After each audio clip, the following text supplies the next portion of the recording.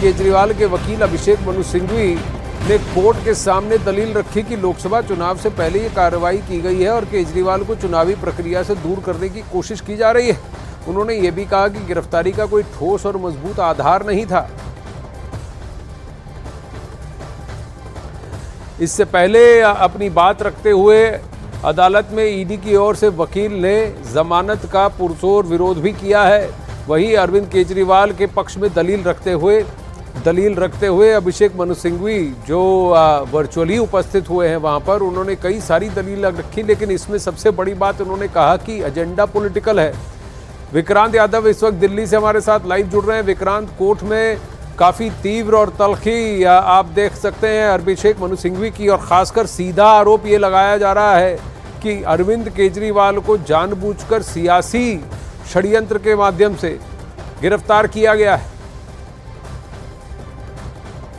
देखिए आनंद, अगर हम अभिषेक मनु सिंघवी की दलीलों पर ध्यान दें तो उन्होंने पूरा अपना शुरुआत ही इसी चीज़ से की। उन्होंने कहा मैं 6-7 चीज़ें क्लियर करना चाहता हूं, जिसमें सबसे पहले उन्होंने कहा कि किसी भी डेमोक्रेसी में फ्री एंड फेयर इलेक्शन होना बेहद ज़रूरी है, लेकिन इस मामले में मॉडल कोड ऑफ कंडक्ट लगने के बाद गिरफ्तारी कर ली गई। 6 महीने पहले एक नोटिस या एक सम्मन जारी हुआ था, 6-9 सम्मन इस बीच में जारी हुए, लेकिन कभी भी ईडी के हर सम्मन पर जवाब दिया गया। लेकिन ईडी ने यह नहीं बताया कि आखिर क्या पूछताछ करना चाहती है, कैसे पूछताछ करेंगे।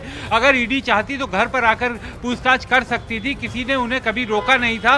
तो उन्होंने कहा कि, और कई ऐसे गवाहों के बयान पर सवाल उठाया कि गवाह शुरुआत में लगातार बयान उनके खिलाफ किसी ने नहीं दिया, लेकिन जैसे ही उन्हें गिरफ्तार किया गया, उन पर दबाव बढ़ा तो उन्हें जमानत मिल गई उसके बाद, जैसे ही उन्होंने केजरीवाल का नाम लिया। इसके अलावा उन्होंने कहा कि एक आदमी को तो उम्मीदवार भी चुनाव में बना दिया गया। एक तरह से उन्होंने इस पूरी अपनी जो लीगल उनकी दलीलें थी उसको एक तरह से राजनीतिक बताने की कोशिश की। करीब 1 घंटे के करीब उन्होंने अपनी दलीलें रखी।